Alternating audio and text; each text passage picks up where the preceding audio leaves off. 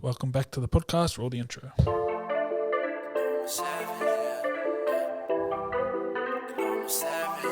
Yeah, they call me a savage. How I'm putting in work. I hustle and grind, I put in the time, get what I deserve. Savage.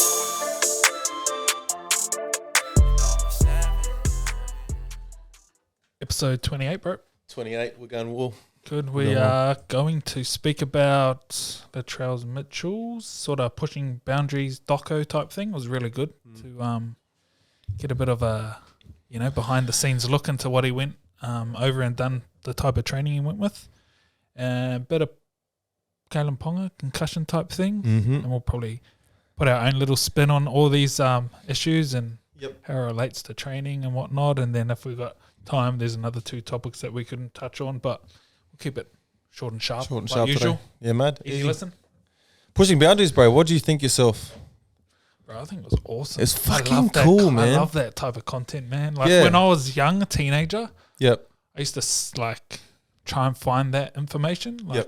But there was no YouTube or anything around back in those days. So to have that access, I think just for young footy players or any footy player, just having that access to that type of content and seeing what he goes through. Exactly. Obviously, everyone doesn't have those resources to put into their body, but that's at a high level, which is cool. And you can sort of take things away from it as well. 100%, bro. Like even, I'll put up that post on Instagram. Is my mic working properly, bro? Yeah, you're sweet. Okay, cool. You're sweet. Just go over what that whole pushing boundaries. Yeah, bro. So was about first before we he pulled his hammy during a game, and then obviously being injured. It was a real bad one. It's a real bad one, bro. Off the bone.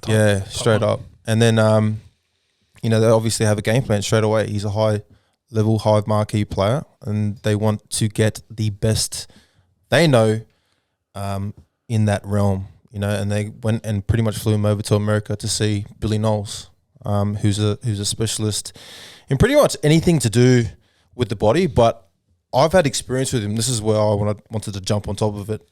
They flew him. I don't know if the Roosters flew him over or he's already in Sydney, but he knows his shit when it comes to knees. And I think even in the video, you can actually hear the conversations that they have of, being able to connect all the different parts of the body, the hip, the knee, the ankle, whatever you want to call it.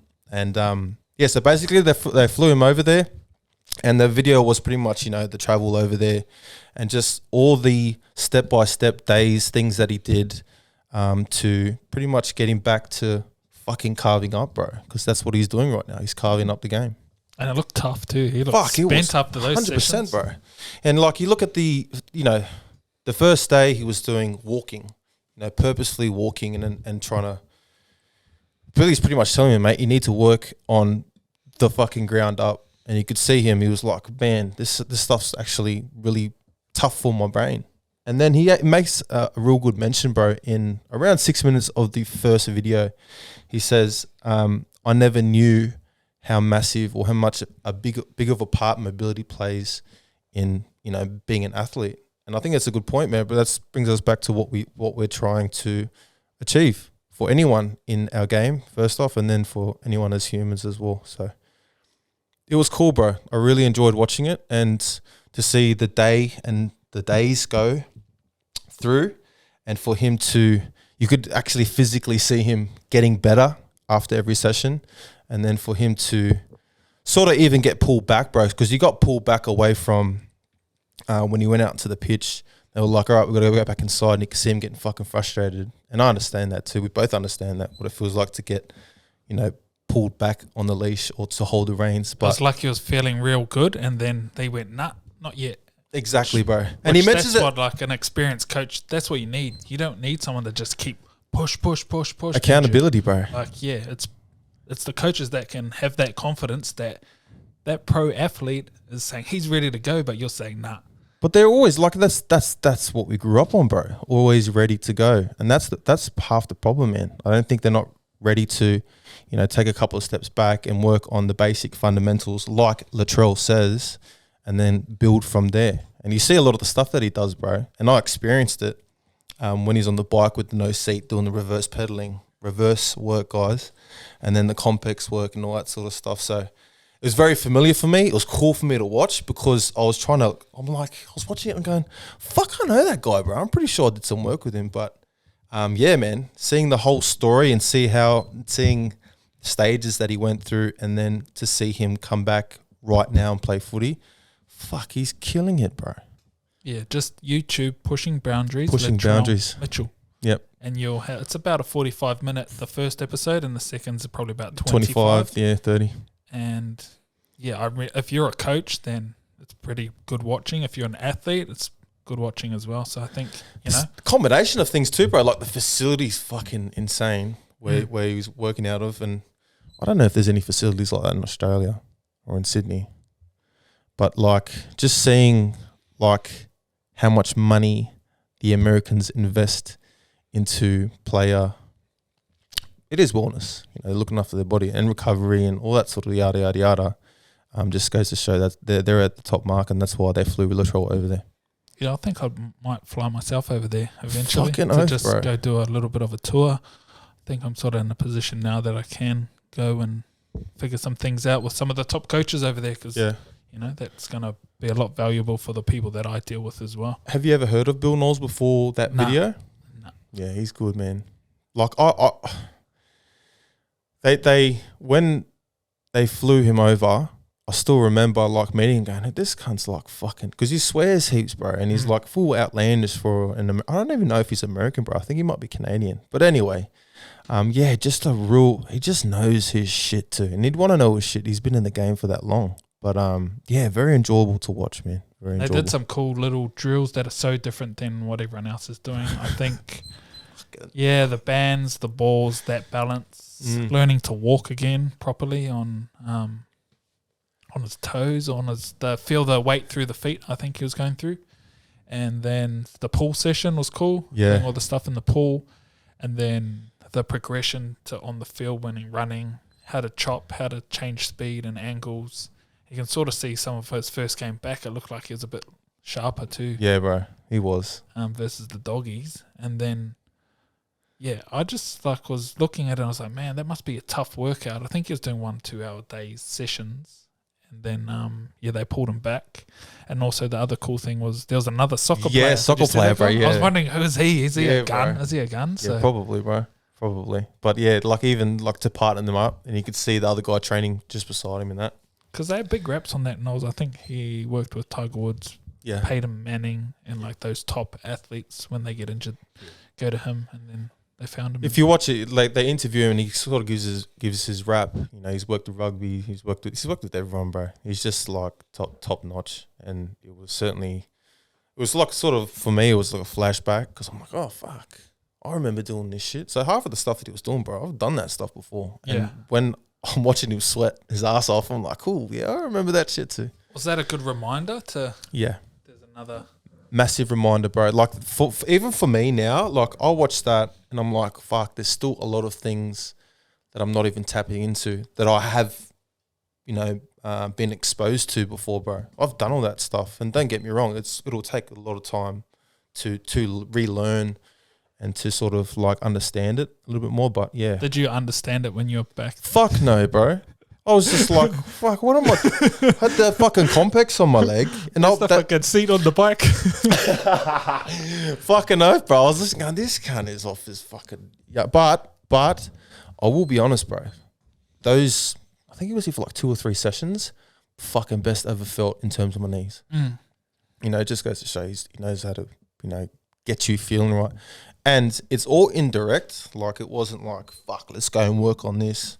It was more like, all right, we need to work on, like you said before, him walking properly, and then a lot of this, bro. Cool.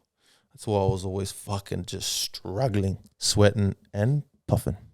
Yeah, I've always been interested in American training and everything from the NFL down, and just always tried to keep up with just having an eye on what they've been doing. They're always ahead of what's happening over here. There's a lot of good like S&C coaches that in Australia that go over to the universities and go through their systems as well. So it's good to learn, I think. 100%. Should we go over? I'd love to, bro. A little business trip. Maybe next year. Fuck, I'd love to, bro. That would be enjoyable. Yeah, it's only going to add value as well. I've only got access to those coaches overseas, like just through online programs and courses. But I think just in person's totally different. Yeah, bro. Like you know me, man. Like I sort of follow in your footsteps in that way because everything that you've told me always works. And then you've actually pushed me onto a lot of American guys, and I watch this shit and I'm like, it's interesting to me, you know. Besides Knees Over Toes guy, and a lot of the stuff that I do is based off what he's done, only because it's fucking worked for me. These other rabbit holes that you keep like pushing me towards, fuck, I enjoy watching it, bro. And it would be better to learn face to face from them. Yeah, I think you go out with all the different types of coaches, systems, and you do them all. And then you take your own and create your own style. Bro. That's sort of what I do. I just go, okay, there's Knees Over Toes. I'm going to take what I need from there. There's FRC or the Hunter stuff and functional range stuff. I take a bit from there. There's my handstand coach. I took some from there. There's the movement community, Ido Portal. There's the S&C guys from Oz. Do you reckon you can get a little bit lost in all of it, bro? I know you didn't, but do you reckon like... Yeah, you can... Yeah, sometimes you can get a bit cultish. Yeah, that's the one. That's the one. Very much. Like you just... It's all this way. Yeah. If you don't do it this way, you're fucking wrong. Yeah, you just put the blinkers on. I think that's sort of a downfall of the whole fitness industry in general. You just got your beliefs change. Yeah. Yeah, you're bought into that system too much, and then you don't open up to other things. And then when other people dish your system, you feel a bit hurt. You're like, oh man, this guy just ripped me and proved me wrong. Like, fuck it. You know what I mean? You got to have that openness, I think, is a good thing of being a coach, because like probably half the thing of being a coach is trying to communicate to the person. Yep. If you can't communicate, I don't give a fuck what best exercise you have. If you're a dickhead and you're going, Chero, just fucking do it like that. And you're just like, I give a fuck. Shut the fuck up. That's why heaps of people can't work with athletes, because they're weird. They're nerds. Like, you know, they've got all the fucking S&C, university degrees. They just can't get along with people. Like, I think that's why I'm better at getting along with people than I am at coaching. Yep. 50 pro athletes. Yeah, exactly. Fucking motherfuckers. That's right, because you just need to get that personal level. Like, I know like pretty much what a footy player's lifestyle is. I was one for 10 years, so I know what they're doing, like during their breaks and. Is that do you know of any like ex-footy players that are doing what we're doing, bro? This is another. We're diving and going left field here, right? Yeah, not straight off the top of my head, but I think like we met Pengai. And his brother. So he was playing under 20s with me, and he's getting into management. Yeah. I think that helps as well. And there's another guy, Scotty Jones, I played with. He's getting into player management. Yep. But yeah, there's heaps of avenues you can get into, I think. There's always heaps. I'm just trying to. There definitely will be. There's but I don't know. I think sometimes people in the footy system get sick of it. And they just had enough, so they're out. I think the top footy players, you go be a broadcaster like Andrew Johns or Brad Fittler. That's the top level, like your immortal status, and then you drop down. It'd be interesting to see like a thing of all the footy players and what they end up doing. Yeah. I guess if you got immortal status, like even Cameron Smith, Billy Slater, Cooper Cronk have all got broadcasting deals. So I think that's one avenue, but that's only the 5. It's fucking 4%. Yeah, that's probably less, I reckon, 0.1% of the rest. So it's just good to keep an eye on things. Like, they'll probably lead us into anything else to touch on with that. Nah, that was just watch it. Just have a watch, guys. You really enjoy it. If you're into training, footy, anything, even if you're a young kid, man. I can't just mention, bro, like, even this is just a wrap for Latrell. I don't know him from a bar or so, but to see how he dove into it, to know that he was getting a little bit of strife around it because they're like, oh, this guy's the golden boy, and he even mentions it in the video if you watch it, and he applies himself. He goes away from his children, applies himself to his training, to his craft, and goes hard out, even though there's one part in there like he's trying to call his kids, but his kids don't pick up the phone, and he's like real sad about it, bro. But it just goes to show, man, like if you're willing to do the hard, we always say this, if you're willing to do the hard yards for that small period of time and make, a bit of sacrifices, even if it does come to, stepping away from your family so your family can be fed longer, then why not fucking do that, bro? That's the point I wanted to make anyway. Yeah, exactly. He might go away for 2 weeks, but he might get extra 2 years. 2 years out of it. Ooh, that's the fucking goosebumps, that shit, bro. And then, that benefits your family. So 100%. A little bit sacrifice in the short term. And he cops it, bro. Sorry, I'm diving in again. But he cops it, bro. He gets left, right and centre, man. He gets racism. He gets fucking, he's a lazy cunt. He gets, excuse my language. He gets all this sort of stuff thrown at him and he's still persevering. And I think that's a fucking elite, bro. How old is he? 25? 25, bro. I was still a little idiot back then myself. Fuck, bro. And you think you're in that world, you think you're so old too at 25. I'm telling you, bro, when Dave built Knowles over for me, and I see myself in the same position as Latrell, and to watch, this is why I'm speaking like this, because Latrell was it's like light years in front of my mentality back then, and it just goes to show, one, how much I didn't appreciate what happened, and then two, why he's fucking going to be the man, bro. The next 2 years he's going to rip it. Yeah. Can't wait. But he's still got to put in the work. We've got to put in the work. Doing. Yeah. Yeah. Yeah, 100%. Good. And that will lead us into, Kalyn Ponga, bro. He has. So just going through that whole thing, life's never guaranteed, is it? Footy's never guaranteed. It just takes one injury and you're gone. Same with Jarrell Yowie. He got an injury and your career's over. So Kalyn Ponga's sort of, he's got a few concussions. They said he's got his third concussion in 6 weeks, fifth of the season. And that's a rattle, bro. It is a rattle, bro. He's a great player, Origin, and just killed it in Origin that last game. And, all of a sudden he's, come up against this concussion protocols. What do you do there, bro? What can you do? Fuck, because it's I think he said on Fox Sports, you can't do physio for your head. It's the fucking worst, probably the worst injury because you can't do anything for it. Just wrap him in one of those fucking big balloon suits. Put him at fullback, see if he can catch a high ball then. But seriously. I think I don't know how in the future when they figure out all the concussion things that happened and they do a bit more study on it, I think it's going to come back super bad, bro. It is, bro. Don't you think? 100%, Fuck, man. I've been knocked out a few times, in footy. How many times? I think 2 super clean knocked out. Knocked out as in Gone, so... Sleeping on the ground? I got a good story on this one. So we're at fucking Henson Park, right? Joel Clinton, from... we're playing Windsor. Yes. In Newtown, and he just ran it straight, and I was like, oh, fuck. So I just went... What am I going to do I just here? went super low, bro, and then my head just went straight into his knee. And I was just out cold, and I just remember waking up and he was just asking me questions, and I was just like, oh, man, I'm gone. So I went into the changing rooms, and then after the game, got dressed. Don't know what happened in the game at all. And then I went out to drive home. Went into the car park, bro. I couldn't find my car. I didn't know where I'd parked. Really? Yeah. So from my memory from that impact to my head, I lost that whole day. Yeah, super scary. That's scary, I bro. can't remember anything from that day. So when I walked out to go get my car, I couldn't find it. Really? Yeah, bro. I've never that's scary as fuck. That's super. And I was had to walk around the car park for a couple of minutes to actually find where my car was. Bro, surely there's some wellness there. Surely someone should have been with you.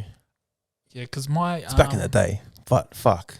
Yeah, you just, it was back in the day. Not even imagine the olden days, even worse. Probably get on the piss there. Hey, bro. Yeah. Go back to the pub I can't remember what happened 2 weeks ago, bro.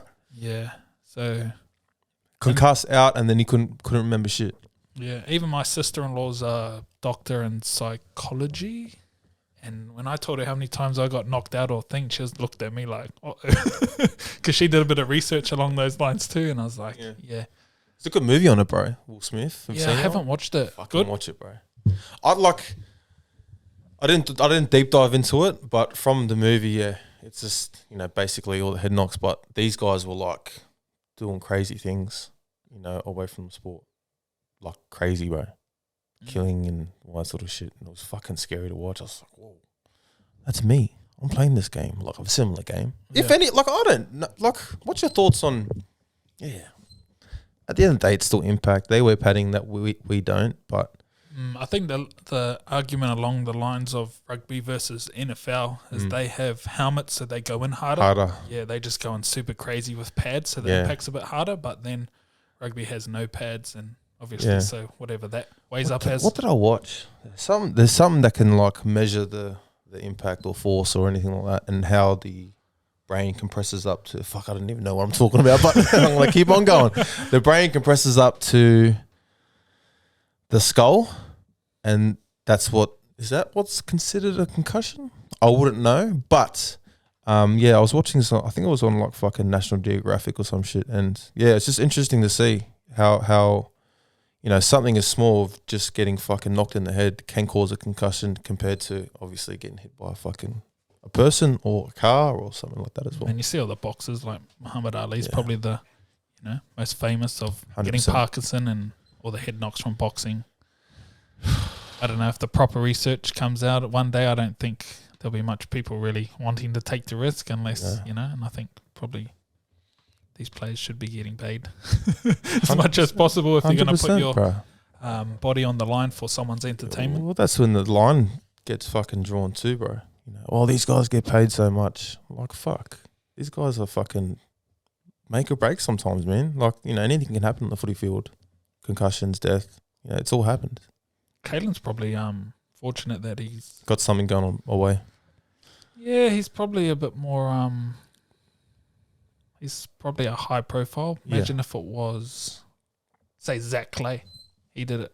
He's fucked, just because he's just started his career. So it's different from each player, but it's just good to speak about, I think. Mm-hmm.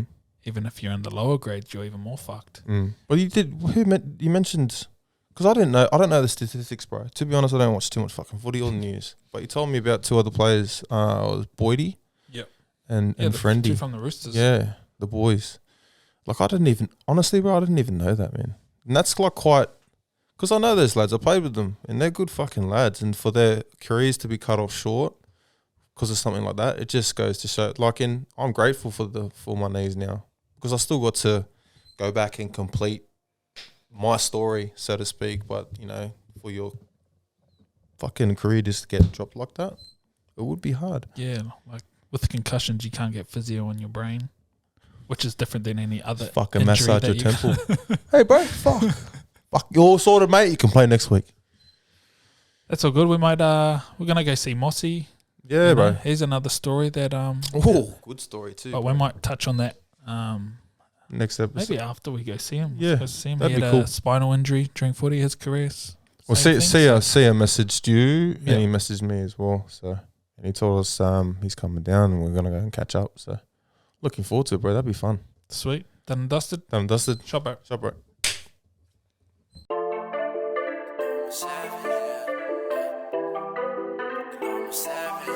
Yeah, they call me a savage. How I'm putting in work. I hustle and grind, I put in the time, get what I deserve. Savage.